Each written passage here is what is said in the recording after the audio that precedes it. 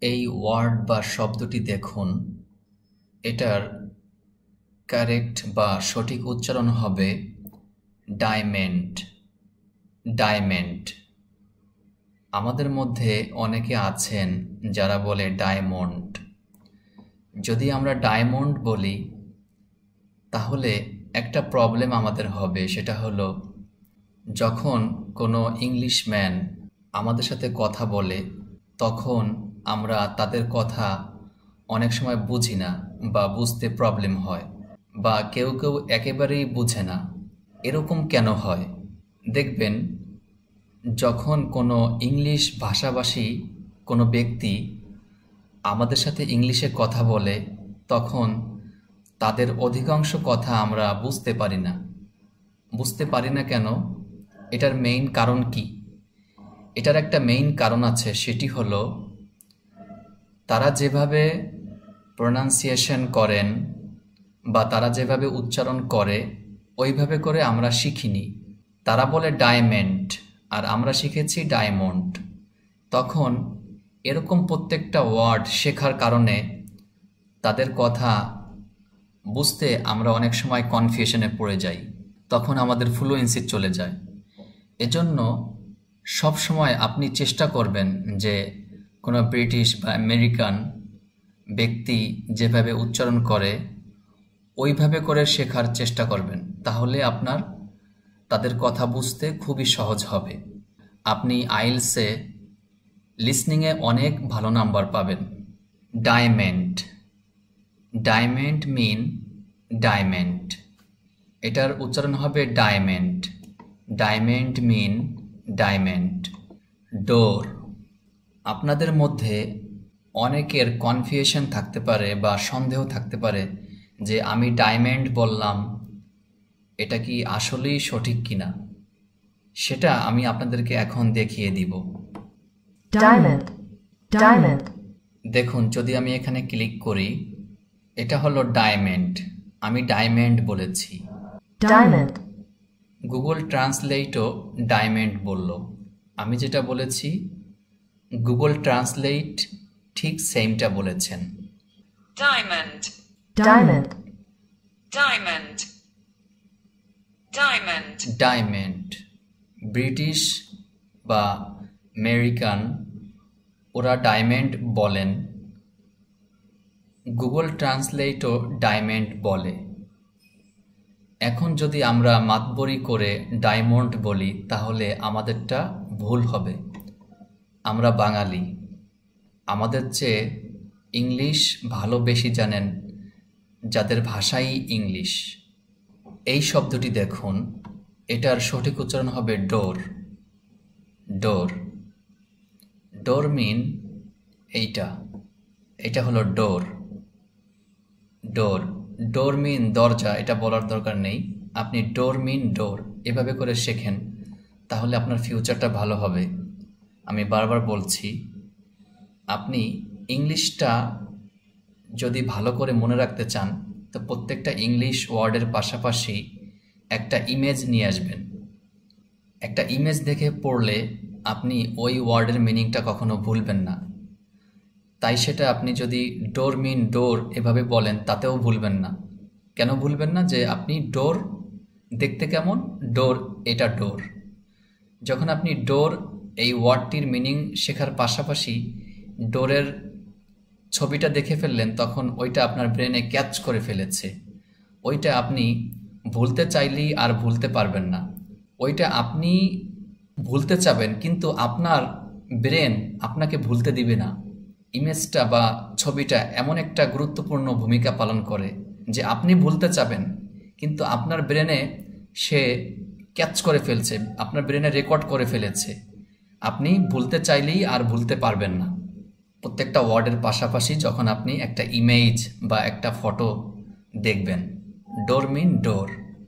Dictionary. এটার সঠিক উচ্চারণ হবে ডিকশনারি। যাদের ভাষা ইংলিশ তারা বলে ডিকশনারি, বা গুগল ট্রান্সলেট বা গুগল চ্যাট জিপিটি ওরা বলে ডিকশনারি। এখন আমরা বাঙালি, আমরা যদি বলি ডিকশনারি তাহলে এটার উচ্চারণটা সঠিক হবে না। আমরা বাংলার মতো উচ্চারণ করলে আমাদের তাদের কথা বুঝতেও প্রবলেম হবে। এজন্য এখন থেকেই যেভাবে শিখলে আপনার দুই দিক থেকেই লাভ, ওইটা আপনি শিখবেন। এটার সঠিক উচ্চারণ হবে ডিকশনারি। ডিকশনারি। ডিকশনারি মিন ডিকশনারি, এটা হলো ডিকশনারি। ডেন্টিস্ট। ডেন্টিস্ট মিন ডেন্টিস্ট, ইনি হলেন ডেন্টিস্ট। দেখুন, ডেন্টিস্ট। ডেন্টিস্ট মিন ডেন্টিস্ট, ইনি হলেন ডেন্টিস্ট। ডেন্টিস্ট মানে ডেন্টিস্ট। ড্রাইভার। ড্রাইভার। ড্রাইভার মানে ড্রাইভার। ড্রাইভার। ড্রাইভার মানে ড্রাইভার। ডেস্ক। ডেস্ক মিন ডেস্ক, এটা হলো ডেস্ক। ডাক। ডাক মিন ডাক, এটা হলো ডাক। ডাক মিন ডাক। ডিরেকশন। এটার সঠিক উচ্চারণ হবে ডিরেকশন। আমরা অনেকে বলি ডিরেকশন, শোন বলি। এই শোন আর সেন নিয়ে গুরুত্বপূর্ণ বিষয় সামনে আলোচনা করা হবে। এটাকে কেন ডিরেকশন বললাম, এটাকে আমি ডিরেকশন বলতে পারতাম। ডিরেকশন। ডিরেকশন মিন ডিরেকশন। এখানে ডিরেকশন করছে, কোনটা কোন দিক। এখানে একটি গুরুত্বপূর্ণ বিষয় আছে, দেখুন, সেটা হলো ওয়েস্ট। ওয়েস্ট মিন হলো পশ্চিম।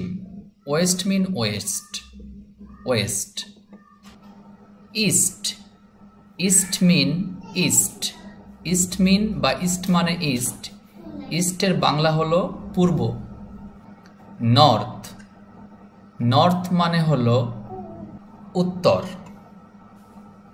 নর্থ মিন নর্থ বলতে পারেন বা উত্তর। সাউথ। সাউথ মানে হলো সাউথ। সাউথ। আমরা যদি বাংলাদেশ থেকে ওয়েস্টের দিকে বা পশ্চিম দিকে মুভ করে দাঁড়াই, তাহলে আমাদের হাতের ডানে হবে নর্থ। নর্থ মানে নর্থ। নর্থ মানে হলো উত্তর, উত্তর দিক।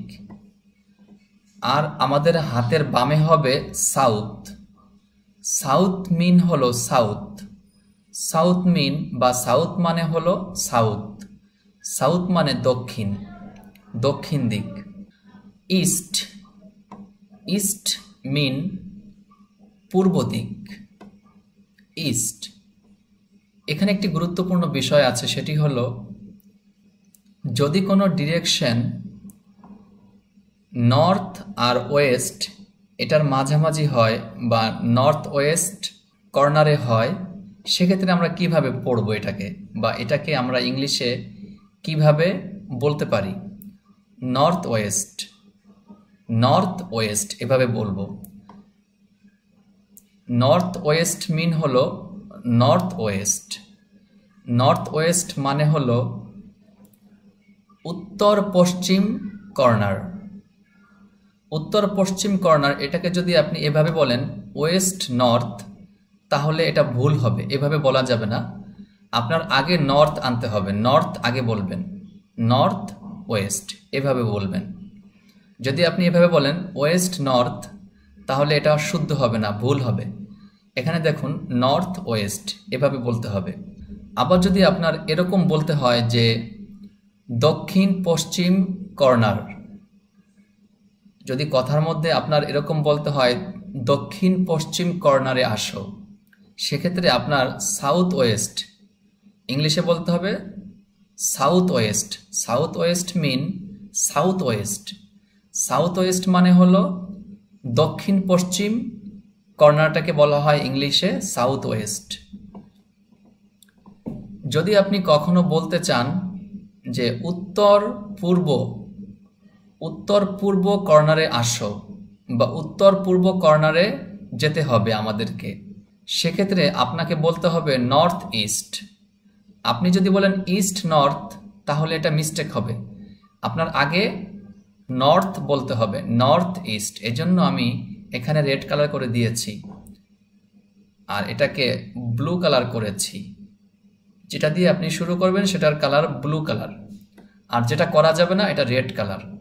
যদি আপনি কাউকে বলতে চান যে পূর্ব দক্ষিণ কর্নারে আসো, সেক্ষেত্রে আপনি যে পূর্ব আগে বলেছেন সেজন্য পূর্ব আগে আনবেন। এখানে ইংলিশের ক্ষেত্রে এটা করার কোনো সুযোগ নেই, এটা করা যাবে না। আপনাকে বলতে হবে সাউথ ইস্ট, সাউথ ইস্ট। আপনি বলতে পারবেন না ইস্ট সাউথ, এভাবে বলা যাবে না, আপনাকে বলতে হবে সাউথ ইস্ট। ডিরেকশন, ডিরেকশন মিন হলো এই যে যে দিকগুলো আমরা দেখালাম এই দিকগুলোকে বলা হয় ডিরেকশন। বা কোনো দিকে কাউকে যেতে বললে সেটাকে ইংলিশ ভাষায় বলা হয় ডিরেকশন। ডিভিশন, ডিভিশন মিন ডিভিশন, ডিভিশন এটাকে বলা হয় ডিভিশন, ডিভিশন, ডিভিশন মিন ডিভিশন, এটা হলো ডিভিশন। বাংলা ভাষায় বলা হয় ভাগ। এই ডিভিশনের আরও একটি মিনিং আছে। ডিভিশন বলতে বিভাগ বোঝায়, বিভাগ আমরা বলতে পারি। ডিয়ার, ডিয়ার মিন হরিণ, ডিয়ার, ডিয়ার মিন ডিয়ার, এটাকে ডিয়ার বলা হয়। ডিয়ার মিন ডিয়ার। ডাব, ডাব মিন ডাব। ডল, ডল মিন ডল। ডিস্ট্র্যাক্ট, ডিস্ট্র্যাক্ট, ডিস্ট্র্যাক্ট মিন ডিস্ট্র্যাক্ট। ডিস্ট্র্যাক্টটা কেমন হয়? ডিস্ট্র্যাক্ট, ডিস্ট্র্যাক্ট মিন ডিস্ট্র্যাক্ট। এখানে দেখুন টাঙ্গাইল একটা ডিস্ট্র্যাক্ট, গাজীপুর একটা ডিস্ট্র্যাক্ট, পাবনা একটা ডিস্ট্র্যাক্ট, ঢাকা একটা ডিস্ট্র্যাক্ট, ডিস্ট্র্যাক্ট। এখন এটা কি ডিস্ট্র্যাক্ট হবে নাকি ডিস্ট্রিক্ট হবে? আমরা বলি ডিস্ট্রিক্ট, আর যারা ব্রিটিশ আমেরিকান তারা বলে ডিস্ট্র্যাক্ট। তখন তাদের কথা আমাদের বুঝতে প্রবলেম হয়। যখন তাদের কথা আমরা না বুঝি তখন ওইটার অ্যান্সারও আমরা করতে পারি না। এর জন্য আমরা আমাদের মতো না শিখে তাদের মতো করেই শিখলে ভালো হবে। আপনার ফিউচারটা অনেক ভালো হবে যদি আপনি এভাবে করে শিখেন। এখন এটার উচ্চারণ কি আসলেই ডিস্ট্র্যাক্ট নাকি ডিস্ট্রিক্ট, এটা আমরা চলুন দেখে আসি। ডিস্ট্র্যাক্ট, জেলা, district, district, district, দেখুন ও বলছে distract, district, District. district, District. District. দেখুন গুগল ট্রান্সলেট বলছে ডিস্ট্র্যাক্ট। আসল কাহিনী এটাই, আমরা ইংলিশদের কথা বুঝি না এই একটা কারণেই। তারা যেভাবে করে প্রোনাউন্সিয়েশন বা উচ্চারণ করেন ওইভাবে করে আমরা শিখি নাই বলেই কিন্তু আমরা তাদের কথা বুঝি না। এটা একটা মেইন মূল কারণ। ডলফিন, ডলফিন মিন ডলফিন, ডলফিন, ডলফিন মানে হলো ডলফিন। এটা কিন্তু একটা ইংলিশ ওয়ার্ড। ডলফিন এটা কি একটা ইংলিশ ওয়ার্ড। এই ইংলিশ ওয়ার্ডটা কিন্তু আমরা বাংলায় শিখি নাই। বাংলায় না শিখে কেন আমরা এটাকে বুঝতে পারি? তো এটা যদি বুঝতে পারি ডলফিন মিন ডলফিন, তাহলে ডাক মিন ডাক এটাও আমরা বুঝতে পারবো। ডাক মিন যে হাঁস হয়, এরকম হাঁস বাংলায় বলার দরকার নাই। যেহেতু আমাদের ইংলিশ ভাষাটা বেশি কাজে লাগে এজন্য আমরা ইংলিশটাই বেশি শিখি। ইংলিশটা বেশি শিখলে আপনার ফিউচারটা ভালো হবে। ডগ, ডগ মিন ডগ।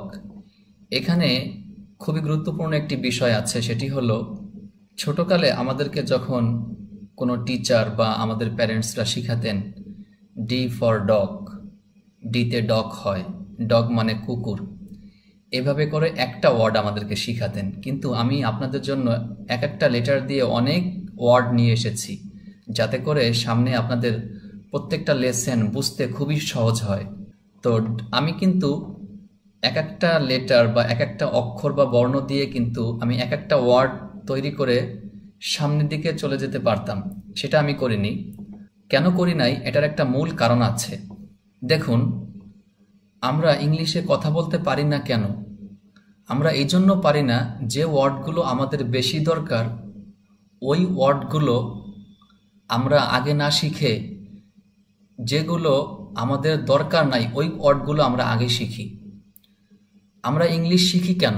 আমরা ইংলিশ শিখি যেন ইংলিশ শিখে ভালো একটা চাকরি করতে পারি, বা আমার যে প্রফেশন, আমার যে পেশা, ওই পেশায় আমি এই ভাষাটা যেন ইউজ করতে পারি বা ব্যবহার করতে পারি। এখন মনে করুন আপনি যখন কোনো চাকরির ইন্টারভিউ দিবেন বা নিবেন, কোথাও আপনার চাকরির ইন্টারভিউ আছে, সেখানে কি আপনি কি আপনার এই ডকটা প্রথমে আপনাকে জিজ্ঞাসা করবে, যিনি আপনার চাকরির ইন্টারভিউ নেবেন প্রথমে জিজ্ঞাসা করবেন যে ভাই আপনার নাম কি। যিনি চাকরির ইন্টারভিউ নেবেন তিনি আপনাকে প্রথমে জিজ্ঞাসা করবেন ভাই আপনার কুকুরটা কেমন আছে বাড়িতে। তারপরে জিজ্ঞাসা করবে যে কুকুরটার নাম কি। আপনি তো ছোটকালে বইতে ডি ফর ডগ পড়েছেন, ডগ মানে কুকুর। তো আপনার ওই বাড়ির কুকুরটা কেমন আছে বা ওই বাড়ির কুকুরটার নাম কি, চাকরির ইন্টারভিউতে আপনাকে জিজ্ঞাসা করবে। তারপরে জিজ্ঞাসা করবে যে কুকুরটা কেমন আছে, আপনার কুকুরটার বয়স কত, এটা জিজ্ঞাসা করবে। এটা কি কখনো জিজ্ঞাসা করবে বলেন? তারপরে কেমন আপনি তো শিখেছেন ডগ মানে কুকুর, ডি ফর ডগ, যে ওয়ার্ডগুলো কাজে লাগে না ওইগুলো আপনি আগে শিখেছেন। এখানে একটা বিষয় খেয়াল করুন, এই পার্ট বা লেসনটির মধ্যে যেগুলো বেশি দরকার বা কথা বলার মধ্যে বেশি ইউজ হয়, যেগুলো আপনার জীবনে, আপনার চাকরি, ব্যবসা বাণিজ্যে আপনি ইংলিশটা শেখেন কেন? আপনার বিভিন্ন টপিকের উপর কথা বলতে শেখেন। কোন টপিকে কতবার আপনার ডগ আপনি ছোটকাল থেকে এই পর্যন্ত পড়ছেন বলেন তো দেখি? বা কোন কথার মধ্যে আপনার কোন টপিকের উপরে, মনে করেন টপিক কত প্রকার হয়? টপিক কাকে বলে? টপিক বলা হয় ইন্ট্রোডিউস নিয়ে একটা টপিক হয়। ইন্ট্রোডিউস জিনিসটা কি? ইন্ট্রোডিউস বিষয়টা কি? যে আপনার পরিচয়। প্রথমে কিন্তু জিজ্ঞাসা করা হয় কোনো চাকরির ইন্টারভিউতে যে ভাই আপনি কেমন আছেন। প্রথমে সালাম, peace be upon you, mercy and blessing of Allah, এটা জিজ্ঞাসা করা হয়। তারপরে জিজ্ঞাসা করা হয় যে how are you, how are you, আপনি কেমন আছেন। ওই সময় কি জিজ্ঞাসা করা হয় যে আপনার কুকুরটা কেমন আছে। তারপরে আপনার চাকরির ইন্টারভিউতে থাকে যে আপনার নাম কি, হোয়াটস ইউর নেম। তখন কি জিজ্ঞাসা করা হয় আপনার কুকুরটার নাম কি? জিজ্ঞাসা করা হয় না। কিন্তু আমরা ছোটকালে কোনটা, যেটা কাজে লাগে না ওইটা আগে শিখেছি। তারপরে আপনার কি টপিকের মধ্যে জিজ্ঞাসা করা হয় আপনার বয়স কত, আপনি কি করেন, আপনার পেশা কি। তখন কি জিজ্ঞাসা করা হয় আপনার কুকুরটার পেশা কি। তো ভাই মেন কথা হলো যেটা আপনার কাজে লাগে ওইটা আগে শিখতে হবে। এজন্য আমি একটা ওয়ার্ড না এনে যে ওয়ার্ডগুলো বেশি কাজে লাগে ওই ওয়ার্ডগুলো আগে এনেছি। এখানে দেখুন ডায়মন্ড, এটা দামি জিনিস, আবার কাজে লাগেও বেশি, কথার মধ্যে আপনার আসবে। ডোর, এটাও কাজে লাগে, ডি ফর ডোর। তো আমরা ছোটকালে ডোর না শিখে আমরা শিখেছি ডগ, ফালতু জিনিস শিখেছি আগে। আবার ডল শিখেছি, ডি ফর ডল। আপনার কোনোদিনও কোনো চাকরির ইন্টারভিউতে কেউ জিজ্ঞাসা করবে আপনার ডল কেমন আছে বা আপনার ডলটার নাম কি? বলেন জিজ্ঞাসা করবে? করবে না। খুবই গুরুত্বপূর্ণ বিষয়, ইংলিশ শেখারও সিস্টেম আছে। যে ওয়ার্ডগুলো বেশি ইউজ হয় বা আপনার চাকরি, যে চাকরি আপনি করবেন ইংলিশ শেখার পরে, ওই চাকরিতে বা ওই টপিকে কি ওয়ার্ড ইউজ হয় ওই ওয়ার্ডগুলো আপনার আগে মুখস্থ করতে হবে। আর আমার এই চ্যানেলটা ওইভাবে করে তৈরি করা, যেগুলো আপনার কাজে লাগবে ওই ওয়ার্ডগুলো আমি আগে শেখাচ্ছি।